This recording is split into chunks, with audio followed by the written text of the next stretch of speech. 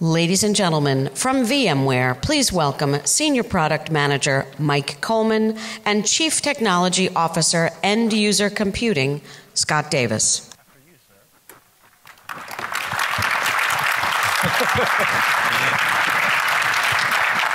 So thanks, everyone. I know this is the 5 p.m. slot on Monday, so we're going to try to give some energy here and wake people up, because you have to be awake for the parties later. And hopefully we'll be both informative and entertaining, okay? Probably more entertaining than informative, actually, but... Well, speak for yourself. So Mike and I are going to go back and forth, and we're going to talk about, this is our end-user computing super session. We're going to give you some demonstrations of technology. We're going to specifically talk about some of the things that Pat Gelsinger talked about in the keynote earlier today, around this notion of a software-defined data center and how we're leveraging that technology in our end-user computing portfolio.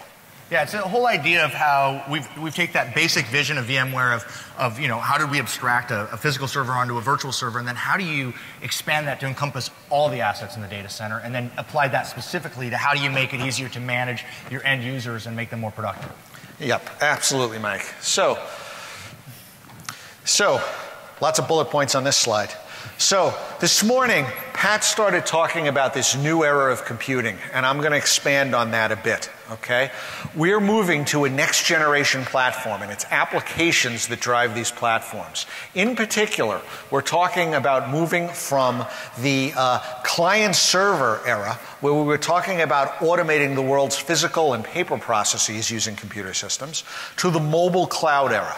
The mobile cloud era I define as being about massive unlimited computes available on demand, massive unlimited storage both in capacity and IOPS available on demand, huge data sets with big data collected in real-time analytics, all delivered in a back-end grid processing in the cloud, and those delivered to new endpoint devices which become the user interface. And although we're going to talk about today the myriad of different device types, tablets, smartphones, etc., that's only one aspect of the key enabler here. The other aspect of what's changing is new inputs. It's not just a point-and-click mouse. It's not just a keyboard, okay? We're talking about GPS, location awareness as part of the input of your apps, having access to the apps anywhere from the mobile devices.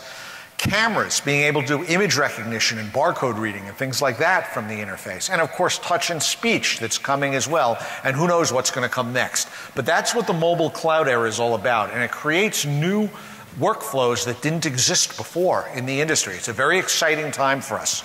But part of that is, you don't want to just take an existing process and move it into the cloud. You figure out what's the right way to do it. If it's on a tablet, that's a different experience than if you're on a keyboard and a mouse. And how does all that stuff come together? And then how do you build the back end to make sure it's easily deployed and managed? Absolutely. So, in this world with this next generation platform, VMware is knee-deep in all three pillars of this. If you look on my left, we're talking about the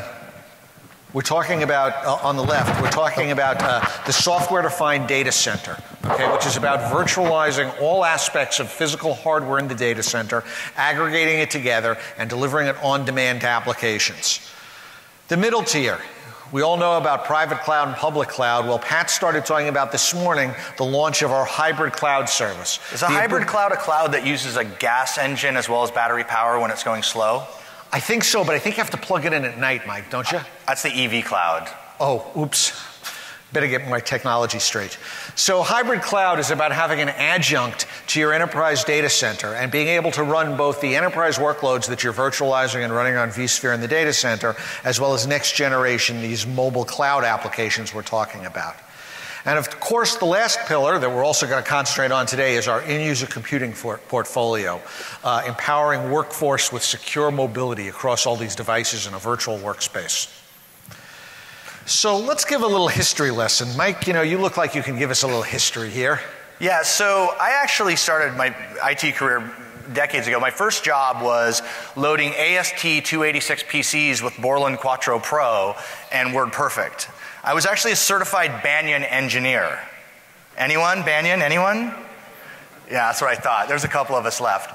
But at the end of the day, my job was basically taking a beige box, loading whatever the latest operating system was, Windows 3, Windows for Workgroups, Windows 98, whatever it was, and just sort of, we had a single OS, we had a single image, and it was just this sort of cut and repeat. And it was the same job for about 10 to 15 years. There really was nothing different about it. It was very predictable as end users could be, but there was no dynamic there. There was no, it wasn't interesting. Mm-hmm. Well, I don't remember any of that. I only read about it from the history books, being a millennial myself. Yeah. So basically, there was only one choice. I mean, everyone was running Windows and Windows PCs. All data was stored behind the corporate firewall. IT controlled everything. They were in charge, okay? And there was only one real choice, whether you're using a laptop or a desktop. But boy, if things changed. I was recently at one of the button-down Wall Street firms, and I looked around the room, and I had to laugh to myself because there wasn't a single Windows laptop in the room.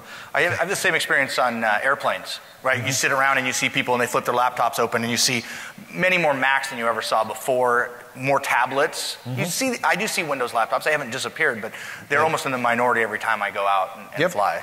Well, Windows is not going away, and we'll talk about that too, but it's a heterogeneous world. So here's where we're moving to today. A world with multiple locations. The expectation is that you can work from anywhere. We expect to be able to work 24/7, and that means you have to intermix your personal life and your work life, okay? So you need to be able to access work on the same devices that you're doing personal tasks. We have all kinds of applications, SaaS applications, employee brought in SaaS apps, purchased SaaS apps from the enterprise, or all our existing Windows apps and App Store apps. I mean, the reality for me is a personal example. I work for VMware. I've worked here at this company for about 5.5 years. And I've always been based in Portland, Oregon. My whole team has always been down here. When I compute, the resources I use, I have my own MacBook Air that's my personal machine. I have a tablet that I use from time to time, and I have a smartphone. And all of those things have different types of applications. Most of them didn't come from VMware. They're the apps that I pick and choose about how I want to work. Absolutely. People want to work today how they're most productive, and they expect to be able to bring in efficient, latest and greatest things, not wait for IT to vet them. It's a new world. And of course, your data, there's a lot of variety on that as well. And maintaining IT compliance, this is certainly a risk that's on top of mind of IT. Because nobody would ever put company confidential data on something, say, like Dropbox. No, I would never do that. Would any of you? No, I wouldn't do that. Yes, I would. So anyway, so we built up 20 years worth of IT processes on managing physical systems in Windows, but everything about this has now changed. We expect lots of different devices. I mean, I personally have 9 separate devices, but I get most of mine for free. How about you, Mike? I got to get another job, apparently. I have 3 devices and I paid for them all. Another big thing, we're talking about apps, SaaS apps, mobile apps, native apps, and this is exponentially increasing. Pat had a great slide on this morning talking about, that this is basically now everyone on the planet is using these systems. Absolutely. The day-to-day work, if you go through my workflow, I use SaaS apps to do expense reports, to file bugs, to look up features that we're going to be developing, mobile apps for email and calendar, all those types of different things. Yeah, not to mention the games you play throughout the day to avoid doing work. I'm doing Candy Crush as a research product. Good research. I'll be looking forward to that report, Mike. We expect to be able to collaborate with partners, contractors, customers, and we want to be more productive through better technology. We're going to use the latest and greatest that we find in our day-to-day work.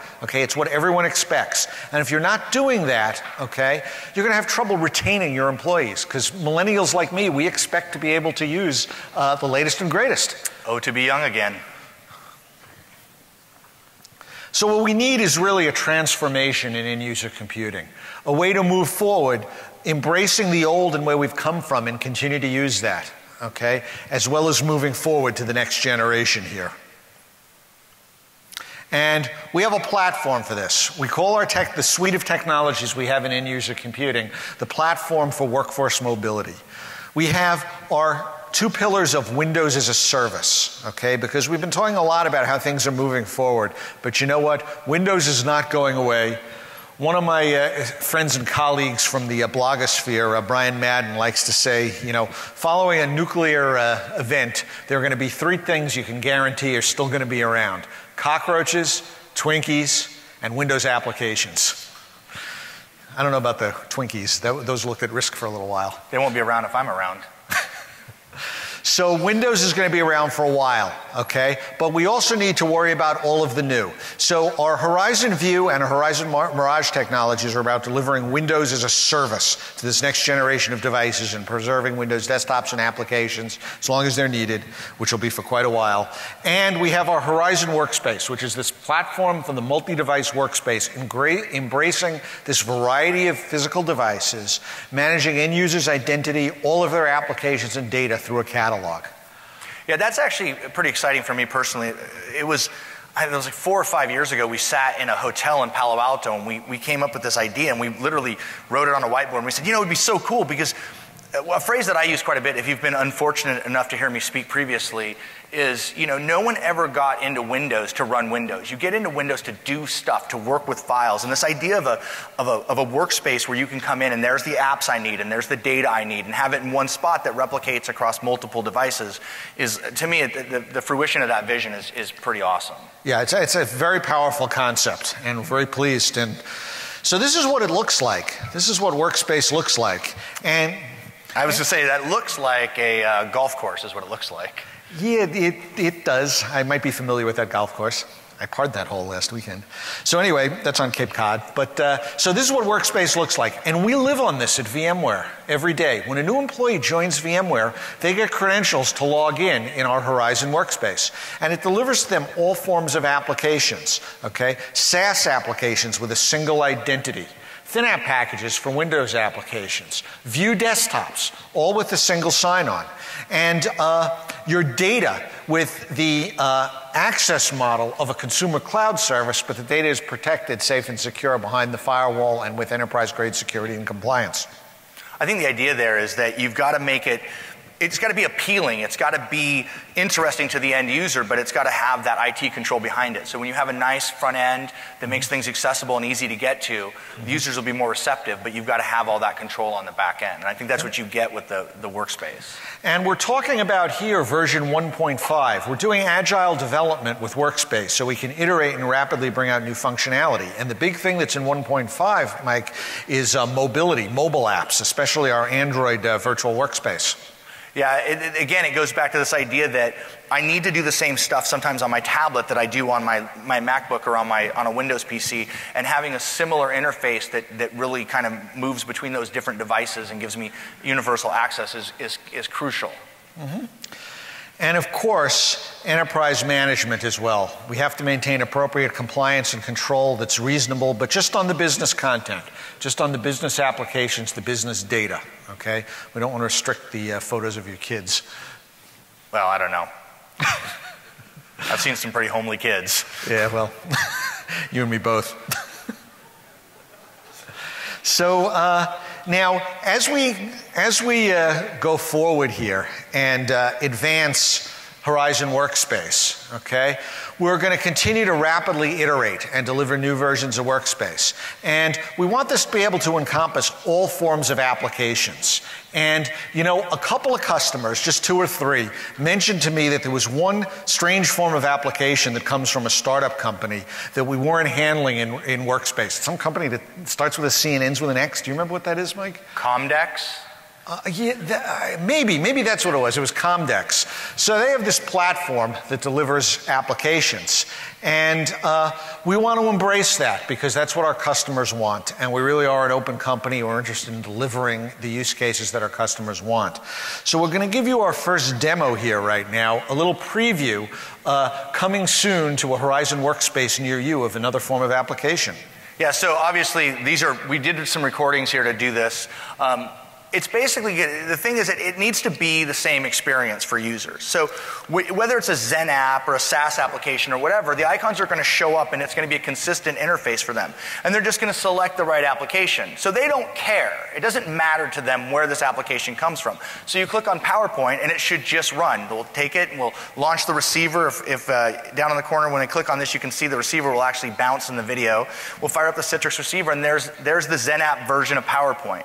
Again, we don't want you to have to change the way your users work. We want it to be consistent across platforms, whether that's software as a service, thin apps, or Zen apps. This is proof of, sort of a proof point around the idea of Workspace as a platform that can be extended and developed upon for us to make sure it meets the needs of customers as we go forward.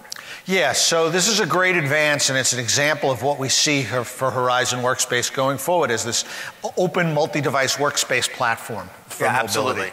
Okay, and delivering Windows apps as a service has a role there. So the other pillar of our technology is Windows as a service, okay?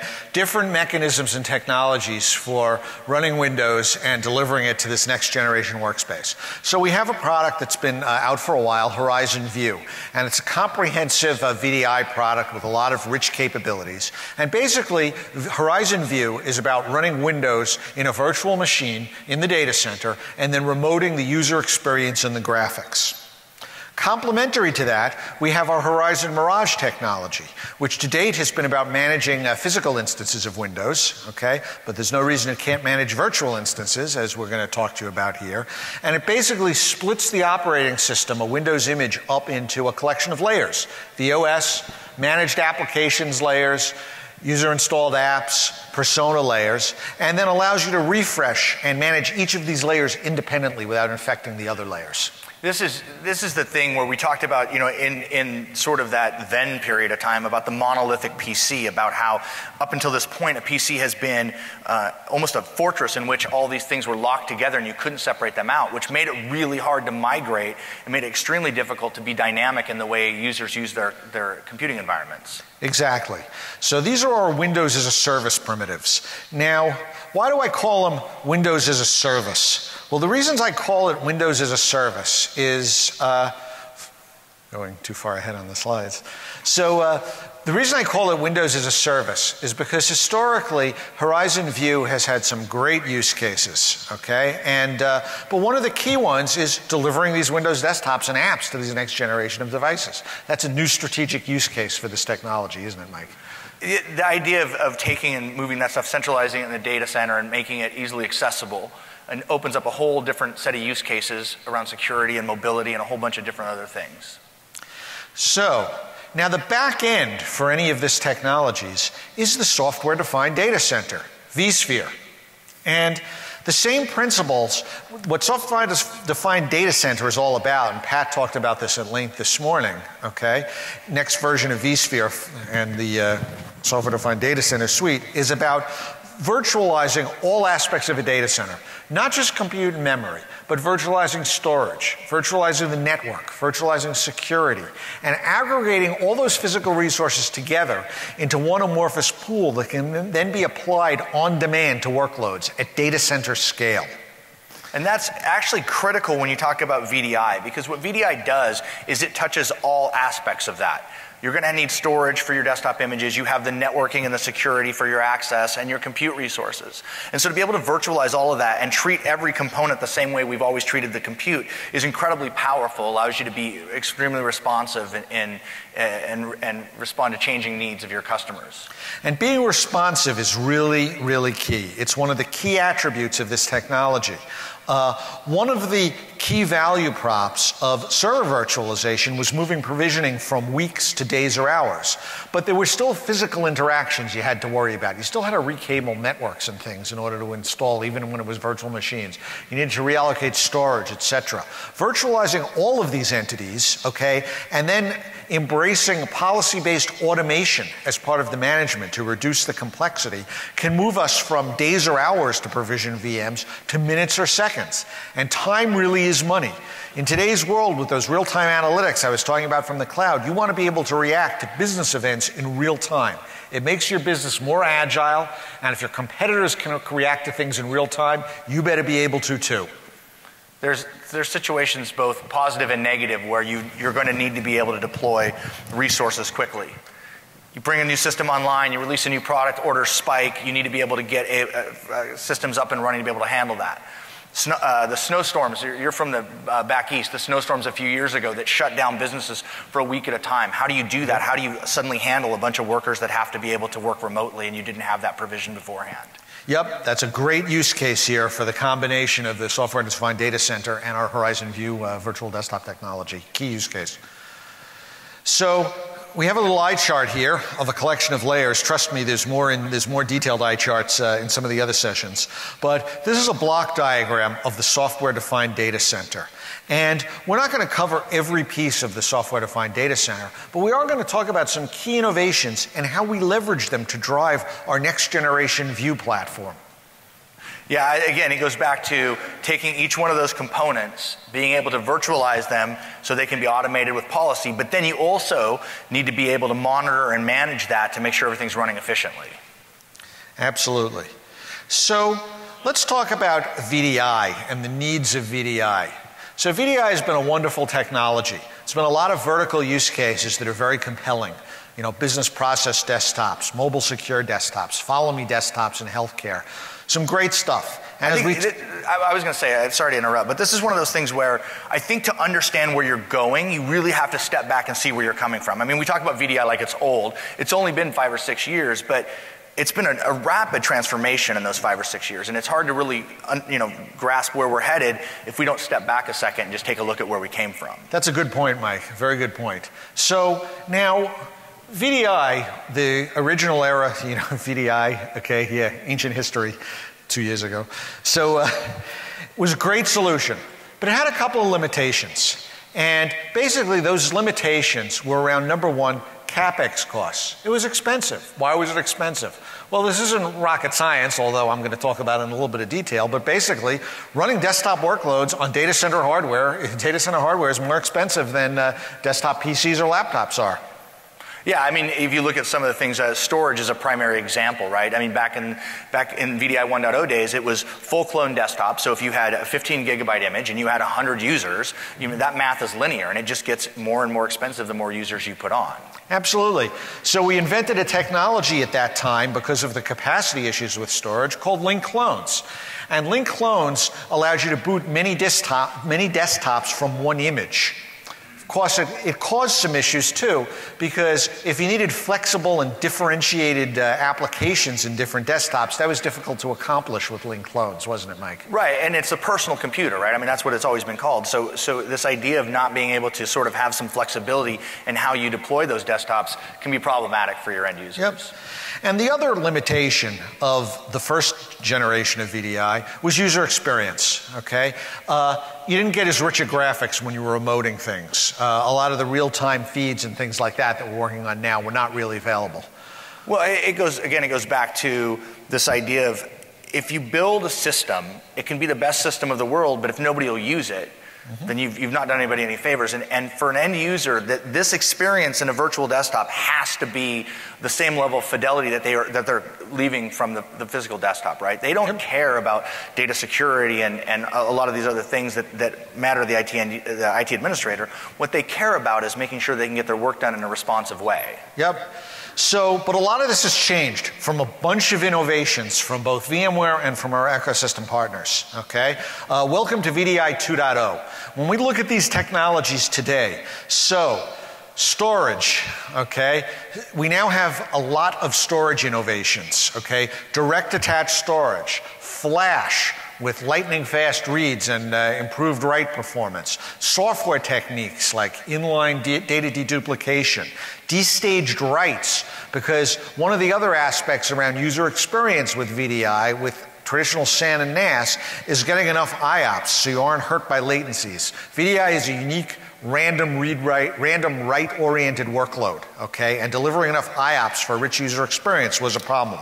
But with a combination of technologies now between us and our ecosystem partners, that can now be a solved problem. Yeah, I mean, the idea is that it's different than traditional data center workloads. It's very random. You don't know exactly what users are going to do as far as their workloads go. And so the impact on storage it was different than what we were seeing with traditional data center applications. Yep. And user experience as well. So we're open now to a new generation. We're entering a new generation of Horizon View and virtual desktops with a much richer user experience and much lower cost. Let's take a look at how some of the technologies in software-defined data center are enabling this. Yeah, so this is actually my day job at VMware. Is I'm actually the PM for 3D graphics. So it's an area that I'm particularly excited about because I've been working on the technology now my entire career at VMware, and I would talk to customers and they'd be like, I love VDI, I really want to do this or different use cases. And the one that I always had to steer them away from was anything that required higher end graphics. And higher end graphics today means something as simple as the arrow interface in Windows 7. That requires 3D processing. So basically, we have three options now. We have software rendering, a software 3D GPU. We have advanced shared GPUs where we're virtualizing the GPU resources and applying them to multiple VMs. Right. And soon we'll be able to handle high-end workstation workloads with a direct pass-through of a GPU into the VM. Yeah, that absolutely is the highest end performing model. So we believe we've got a solution here for virtual desktops where you can get things like, if you think about a designer or a team of designers working on a project and they're in multiple locations and they've got to ship around a model that's 100 gigabytes. If you move that into a virtual data center, that model then can reside close to the computing resource of the virtual desktop and can be accessed remotely over the wide area network. But because each of those VMs has its own dedicated GPU, the performance is astounding. If we actually have a video here from one of our customers, Lasit, a college up in Canada, showing some of the applications that they run in their environment. Now, these applications that we're going to see on the screen are using the shared graphics technology, which is the ability to take GPUs, put them in into the server, and have the VMs on that server access them all. They're not dedicated to one user. There's a shared resource to accelerate all of that. So what you can see here is AutoCAD and a variety of applications running at near full frame rate. Wow, this looks pretty powerful, Mike. This is going over the wide area network, or is this close together? Well, this is actually, these videos are actually from a campus, but we do have a customer that we're going to talk about in our session on Wednesday and Thursday, where they're a design firm and they have about 1,200 employees located across the world, and they are literally centralizing their view resources and accessing models from all parts of the world. Wow, pretty powerful stuff. This is what we mean by an advanced user experience, okay? And of course, VMware's new Unity Touch technology, which virtualizes the user interface for Windows into a rich tablet-friendly format, is an important technology for user experience here as well. Yeah, absolutely. That goes back to that point of you don't just put it on a tablet, you put it on a tablet and make it behave the way you'd expect it to. So this is one you should recognize here, right? Yeah, I am the worst at first-person shooters. Yeah, my kill-to-death ratio is actually like negative. Okay, well, you need to work on that, you know? My kids think it's funny. They just put me in front of Counter-Strike and just laugh at me. Okay, so let's finish this demo and let's go back to our slides. I think pretty pictures. So let's talk a little bit more about storage. So storage is twofold in software-defined storage. One is these advances, and we have a rich collection of ecosystem partners that are delivering storage technologies. I mentioned some of these before on an earlier slide around using direct attached storage, inline dedupe in arrays to collapse images at the block level behind the scenes on the storage device, various technologies and ways to use flash in order to give you high-performance IOPS necessary for VDI workloads. This is all important for reducing, for giving a better user experience and reducing the costs involved in VDI. But there's also a VMware technology here, something new called software-defined storage, vSAN. And vSAN is about using local storage devices connected to the server. This is not a dedicated storage device. This is running in VMs on the same vSphere systems that are running your application workloads, automatically using both flash devices and direct attached storage, and doing policy-based automatic storage. It's pretty unique, isn't it, Mike? Yeah, I mean, we actually have a video that kind of shows what the admin experience looks like. I'm not, we want to bring that up, I guess. I'm not a storage guy. That's not my background. I was a networking guy and an end user computing guy. But what I like about the vSAN technology is for administrators, you don't have to be necessarily a storage expert. Because what we've done is we've created some policies. So, you know, when I first heard about flash storage with VDI, I thought, oh, that's the panacea. That like solves all these problems with performance. And the reality is it doesn't. Well, those of you that have been to a lot of VMworlds, because we're celebrating the 10th anniversary of VMware today, might remember that I might have some knowledge about storage. So being a storage expert, this is really cool technology. It's about the reduced complexity though. So basically we're going to take one flash device and multiple spindle devices, aggregate them together using the software-defined data center principles. And this is actually not block storage. It's not block, it's not file. It's actually object storage, and the object is a VMDK. So it's going to allocate VMDKs. One of the workloads it handles automatically with policy based on the characteristics of it is VDI. And it's just super simple. All you do is turn this on and it automatically detects the devices, blends them together, and delivers that workload to your VDI infrastructure. And you know, for those of you who don't speak storage like me, it's really this idea that I don't have to make tough decisions. I don't have to go in and analyze stuff and go in and go, well, what's the appropriate ratio of flash to spindles? I just say, I'm going to do VDI, and vSAN says, okay, if you're going to do VDI, we're going to set you up this way, and we're going to optimally use those resources. We're going to optimally configure them to get the highest level of performance and the best utilization, so you're not spending money unnecessarily on things like flash. And let's face it, reduced complexity through abstraction is the fundamental thing that virtualization technologies of all types is all about. Absolutely. That's so let's go back to the slides here. So this is vSAN, one of the options for this software-defined data center and leveraging with Horizon View. Okay, so that leaves one other thing. Remember we talked about that link clone thing in image management? Well, both linked and full clones in VDI 1.0 had an image management component, the ability to refresh and regenerate a desktop, okay, when necessary. But it was monolithic. It was all or nothing, okay? Yeah, one of the problems with it, if you're not familiar with the link clone technology, is you have these layers. Users could install applications, but there was an administrative, there's things called refreshes and recomposes, where as an administrator, if you went in and executed that, which you needed to do from time to time, you would wipe out all the user changes. So a user would install applications, the admin would do his job, the applications would disappear, the end user would get upset. So in VDI 2.0, we have a solution for that too. And it's that Mirage technology that we mentioned earlier. Horizon Mirage gives you layer-based image management. And what we can do now is we can use that with our View infrastructure, because image management now isn't an artifact of managing your storage more cost effectively. It can be just about image management. So carving up a View image into a collection of layers and then delivering those layers in our virtual infrastructure, being able to manage them independently, is really powerful. And this will work across both link clones and full clones. And it's taking Mirage from the physical to the virtual world, right? Absolutely. And so we have a little scenario here with a video that can kind of take us through how this might look. Right here we've got Jonathan, who's actually the IT administrator in our Cambridge office. I think he looks like Jack Osborne.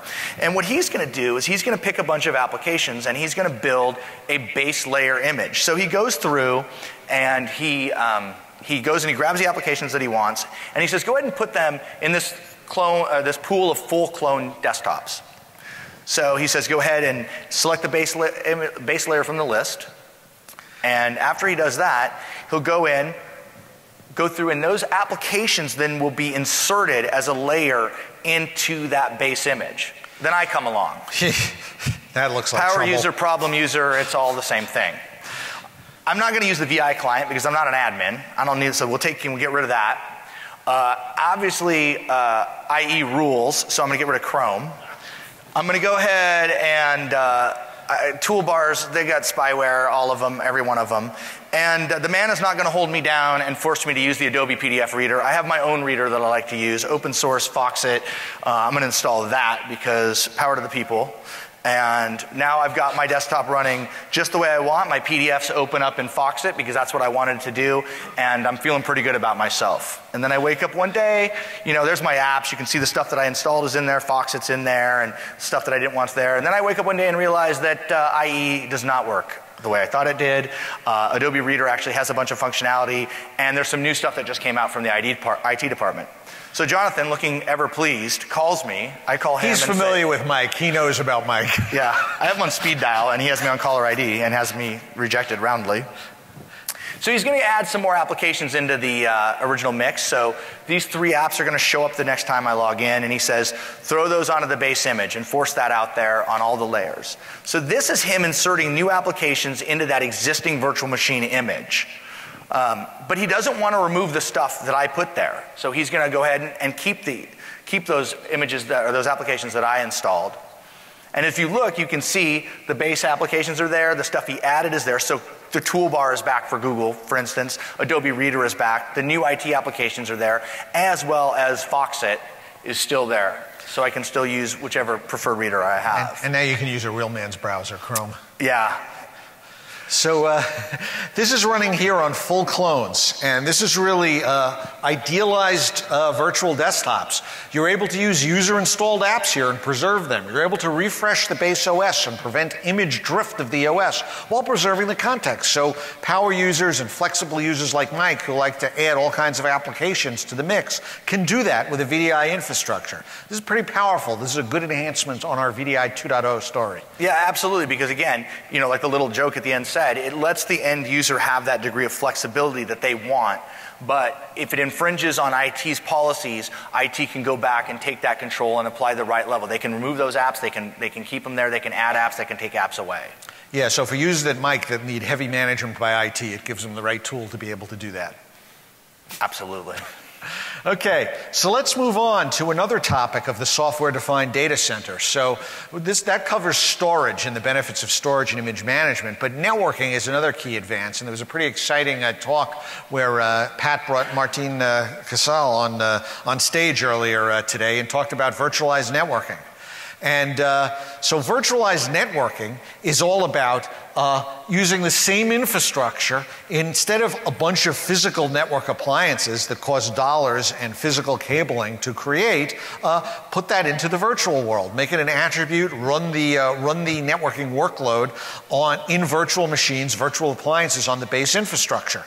And that saves you money, and it makes it much easier to configure, doesn't it, Mike? I mean, it's really like going back to the early days of vSphere, right? Where you're taking physical servers, you used to have racks of physical servers, you consolidate those down. That same sort of dynamic is what we're talking about here. Rather than having a load balancer and a firewall and different components of networking sitting in your closet that took 4 weeks to get delivered and 2 weeks to get cabled up, and then, oh, by the way, we have to move buildings or we have to make some other change and we have to go through this whole process. That stuff sits as a virtual machine or an appliance in the data center. The configuration is done through the vSphere tools and we're able to be much more responsive to the needs of the environment. That's pretty exciting. I mean, when I saw those customers up there earlier today in Pat's keynote, I mean, that was pretty impressive around this virtual networking. I bet if someone came up with an idea like that for a startup, that could be worth $1 billion. It's definitely $1 billion idea. So, one of the other aspects, yes, that was supposed to be laugh. So, that was funner than the $1 billion. Well, we need a laugh sign here, you know? So, I keep on hitting the We just need better jokes. Oh, there we go. So one more big attribute of the software-defined data center is automation and management, okay? Being able to troubleshoot, reduce complexity, look at baseline heuristics, okay? Determine where things are going wrong. And we have another technology here called VC Operations Manager for View. And I think we have a demo of this too, don't we, Mike? Yeah, and this is really, it's one that's, it's really designed to kind of just give you a flavor of what the application looks like. What VC Ops for View is all about is identifying problems and then finding out what caused them and then helping you to remediate them. It does this through a bunch of different dashboards. You can look at users, you can look at sessions, you can look at desktops. And across those different resources, you can look, or those different entities, you can look at the resources that matter. So CPU, network, PC over IP traffic statistics. You can start with a dashboard view that says, okay, red, yellow, green. From there, you can drill down until you find the specific problem area. From there, then you can go back and start remediating that. And like I said, the number of statistics and the amount of information is staggering. Yeah. The other thing it does is it goes through and it builds a database. It's a repository. If you're a system administrator, you've probably gotten the call where the user calls you up and says, my system is slow. And with VDI, with virtual desktops, that can be caused by any number of things. Some of them translate well into the traditional PC world. It could be a CPU being overloaded, lack of memory, poor network performance. Some of it might be specific to the virtual infrastructure. But with this data collection, you can pull up a baseline. You can see historically what these resources look like for that particular user.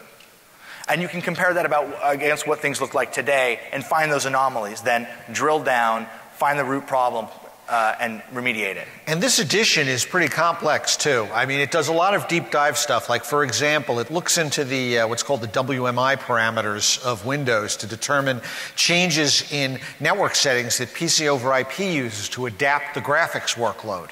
So it's looking at physical hardware, it's looking at virtual infrastructure in vSphere, it's looking at specific things in the guest OS, all of which weigh on VDI performance. Yeah, and that goes back to that point I made originally about how this environment encompasses and touches almost every component in the data center. So you want to be able to have a holistic view.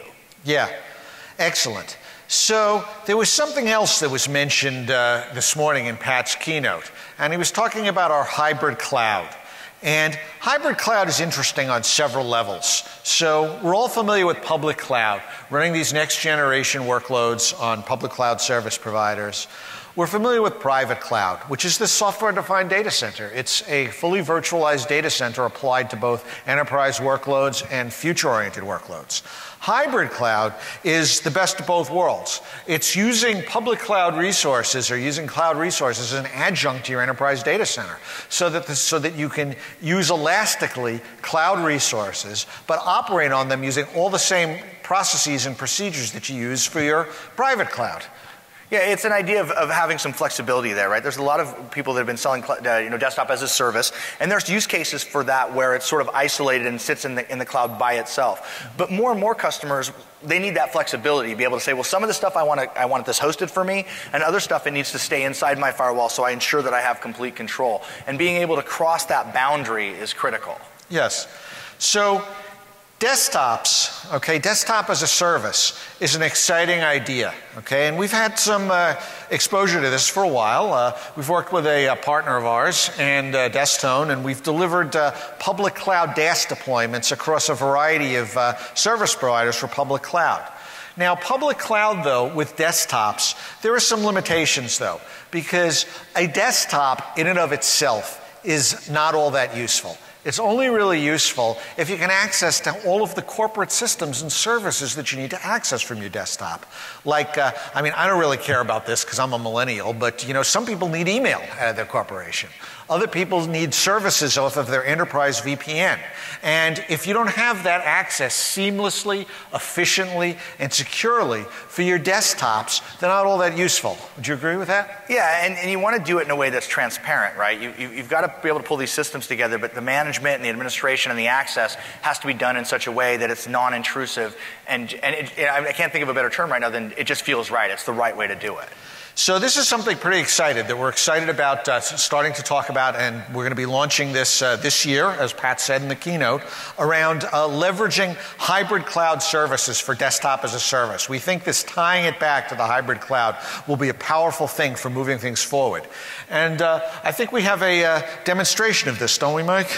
Yeah, this is another demo where we're going to go through, and this sort of has a three-phased approach. The first is from the perspective of Danny, who's the administrator at Acme Corporation, who has subscribed to a desktop as a service offering based on the cloud hybrid services. So he's an enterprise system administrator, correct? Right. He's an IT guy at the company, and from his perspective, he doesn't really think about the resources on the back end.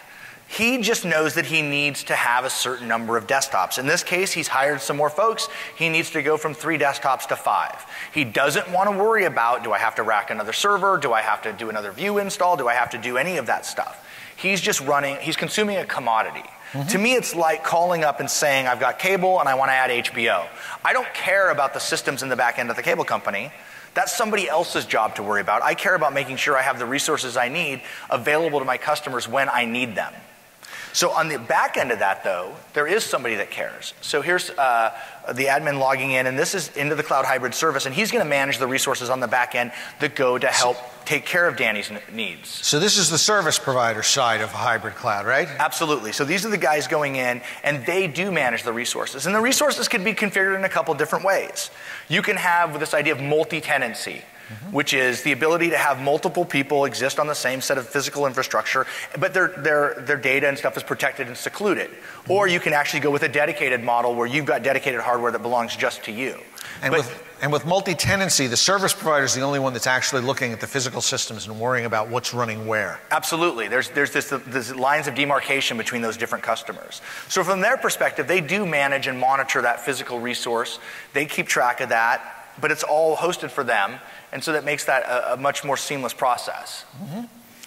And so when an end user, once you sit here and you provision these desktops based on the templates, here's the question here. It looks like the end user just gets an email that says their desktop's ready, and they go to connect to it, just like any other View desktop. Yeah, so they get the email, they click on the link, it fires up the client, they go into their newly configured desktop, and again, sort of like Danny, they don't really care where it's at. It doesn't matter to them as long as they have access to the applications and documents that they need. So this hybrid cloud service looks indistinguishable from an on-premise enterprise desktop. Which is the way it should be. It should just sort of work. So this really enables cloud bursting of desktops, allocating new desktops on demand, a better, newer way of doing desktops as a service. Yeah, either for planned or unplanned scenarios. Excellent, excellent. So that was a pretty powerful demo there. Seamless hybrid cloud desktops as a service that VMware will be bringing to market this year. Okay, one of the key new services for our hybrid cloud offering. So we've given you a tour through our end user computing and your virtual workspace for the mobile cloud era. We've talked about this next generation application platform, why it's important, okay, how we're leveraging the services of the software-defined data center to deliver a richer next generation collection of end user computing technologies. Yeah, and again, it's about delivering a compelling user experience. We talked about the 3D graphics, but then being able to make sure that when you do that, you can deploy that quickly and easily through the software-defined data center, be it virtualized networking, virtualized storage, or virtualized compute. And then stepping back from that, making sure you can monitor and manage all of that using something like VCOps for View so that you can make sure it's running efficiently and you're using your resources optimally. Excellent. So that's our presentation for today. I hope you've enjoyed it. You've enjoyed seeing the various demos we've been showing. We gave you some insights into where VMware is going and how we're leveraging the software-defined data center to deliver next-generation end-user computing services. I do think, first of all, make sure you fill out your surveys. You can win a company store gift certificate for the VMware store, which I guess you could get a VMware shirt or something. A couple other things to think is only Monday, so there are a ton of sessions left. A lot of the technology that we talked about and showed is all on the show floor, so you definitely want to go down to that. Hands-on labs as well if you want to play with some of this stuff. I know we've got 3D in there, a whole bunch of other things as well, so definitely make sure you hit all that. I hear we have T-shirts available for people at the exits too. We probably should take questions first, though. Yeah, good point. I wanted to make sure I got that out because I'd get yelled at if I forgot. So do we have any questions at microphones? Yeah, I got one. Okay, so I saw your demo on Unity Touch. That was great. I saw, getting Mirage wrapped into View. That's great. All this, the cloud the desktop as a service, this is all great. I have just one question. When? I like to sing about the sun and the moon and the spring. I'll let you. So at the conference here, some of the things we've talked about, such as the hybrid cloud offering, Pat said this morning in the keynote that will be available this year, okay, before the end of the year. We can't be more specific than that.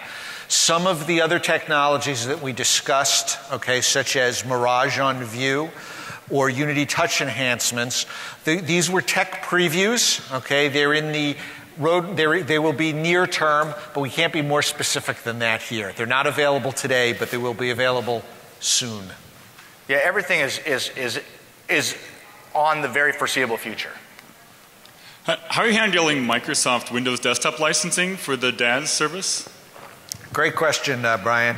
So there's a couple of things with Windows licensing with the DAS service. So for the primer of complexity, so Microsoft licenses on desktop client OSs, they don't do SPLA licensing, meaning you have to own the license. An enterprise needs to own the license, or a service provider needs to sell you the license.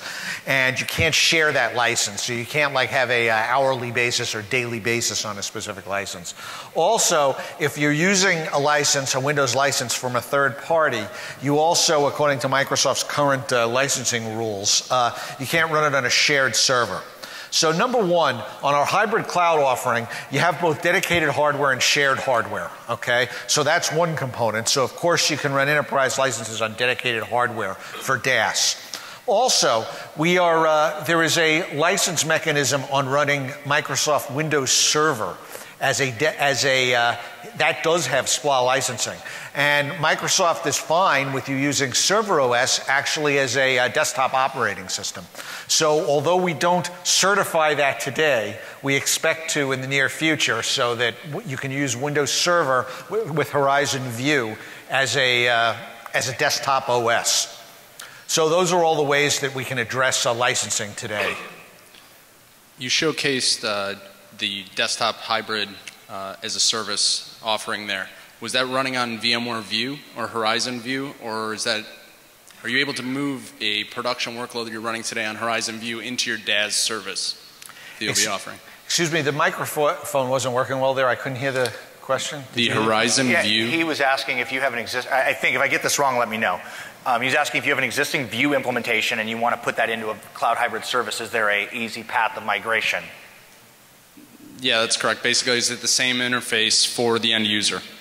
A desktop for the end user is indistinguishable, whether you're using the cloud service or you're using an on-premise View deployment. For the administration. For the administration, those are separate today, okay? This is the first iteration of desktop as a service that we're showing, which is about provisioning desktops in the cloud.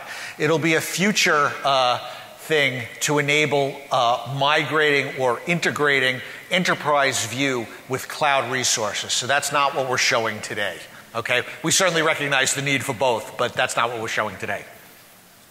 Hi, is it in the roadmap to include vCenter Ops for View and products like the new the vSphere login site product that is going to have VMware View views into the licensing tier along with the rest of Horizon View and Mirage? And in addition, will those tools be available to use to help troubleshoot your desktops if you use the new DAS service? We're technical guys, man. We don't do pricing and licensing and packaging. I honestly don't. I don't have insight into that. I don't either. I would defer that to your VMware account rep or somebody. I mean, if I could answer it, I would, but it's not my bailiwick. Yeah. But will you be able to use those tools to troubleshoot if you sign up for like the desktop DAS service? You're more the DAS guy than I am.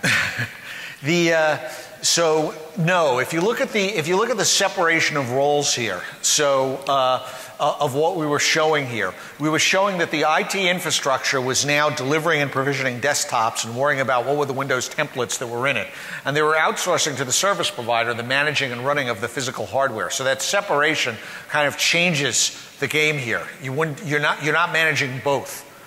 Okay. Okay. Good. I was really impressed with the way you were able to manage the software layering and control that as you deploy it. Are there going to be any other OSs supported other than Windows, for instance Linux or Mac desktops, if you wanted to serve it up this way? In a virtual desktop environment? Yes. So we don't have any plans for that today. We've certainly considered Linux, and we've had requests for Linux. Yeah. Mac OS is a problem because the licensing restrictions on Apple's OS stipulates that it runs on Apple physical hardware. So they're not in the large-scale server business. So Mac OS is not really feasible there. We're not going to bring out a technology that violates a vendor's terms of service. But I don't have anything to announce today or talk about around running platforms other than Windows in the environment. Okay. A quick question. The Horizon View 5.2 with the shared graphics acceleration, it seems to only today support DirectX 9 and OpenGL 2.1. Is there any reason why it doesn't support the higher versions like some of your competitors do right now? Yeah, so one, nobody supports shared graphics in production today. There's some stuff other people are doing that's in beta. But directly to your question, we understand that that's a demand for people that they'd like to see higher revisions. We have it on our roadmap. It's a resource issue, right? It's a priorities issue for us. We're actually going to do a 3D session 12:30 on Wednesday and Thursday, which you should, if you're interested, you should come to that, check that out, you'll get more information. The short answer is, yes, it's on the horizon, but it won't be anytime soon, right? We haven't got a specific date on it, but it's not going to be in any of the next releases. That sounds like it's beyond the horizon. It's beyond the horizon, yes. So with regards to Mirage, you sort of implied using Mirage to manage persistent images in Vue. Is that correct? Did I hear that correctly? Well, what we showed here, Mirage is independent of the type of images. I tried to distribute my demos, and in my prior session I showed Mirage managing link loads, and in this session we showed it managing full clones. Part of the value of this VDI 2.0 concept that we're talking about is we're separating out the image management capabilities from the demands of the storage infrastructure and cleanly separating those. So the techniques that we showed around Mirage, we intend to work on both of those when they're released. Okay, so it's going to be sort of an accepted best practice for persistent VDI images to use Mirage to manage it rather than, to sort of deploy them with Vue and then manage them with Mirage? Well, Mirage is usable both with persistent desktops and with non-persistent link clone style desktops. With the storage advances that I was showing, I expect over time that full clones will become more prevalent, but there's still use cases for link clones, and especially with running older storage infrastructures. So we think it's valuable to manage both of those. Have you developed best practices or documents on how to best utilize this technology? It's new to me, and I'm trying to understand it. Okay. Trying to get up to speed quickly on using Mirage in the Vue environment. And so we'll be talking about best practices. This was a preview here of where we're going with the technology. Yeah, you're definitely not behind the curve. This is leading edge stuff. It's forthcoming. So definitely. Okay, thank you. Stay tuned. Okay. Yeah. One more question, and then we'll have to wrap this up. Hi there. Is there anything coming in Vue or anything else like that for streaming of individual applications separate from, say, a VDI desktop? So you mean delivering an individual application to a desktop? Yeah, or say, for example, streaming just Word to an iPad or something like that. Well, delivering an application to an iPad, has to be an application that can run natively on the iPad if you're talking about streaming it. Yep. So our Horizon Workspace does deliver applications, to them. Today, the mobile support for Horizon Workspace is delivering for Androids. We didn't talk about it in this session, but it is definitely being talked about here, what we will be doing for iOS support with the iOS 7 stuff for delivering those apps. So it depends on what type of app you're talking about here on the streaming technology. I guess what I was asking is something similar to, say, for example, XenApp or something like that, where you can actually get... Well, XenApp is about delivering, and we showed support for XenApp in our Horizon Workspace here. XenApp is about remoting an app, not streaming an app. So the app is running on the back end, and the user interface is being remoted to that. Okay? So we're supporting, as we showed in Workspace, we're supporting that. Vue and VDI is a similar technology where you're running on the back end a virtual machine with the desktop in it, and you are remoting the user interface and the graphics. And so those are both two complementary technologies. Okay, thank you. Okay? Hope you found this informative. Thanks. All right, y'all have a good conference.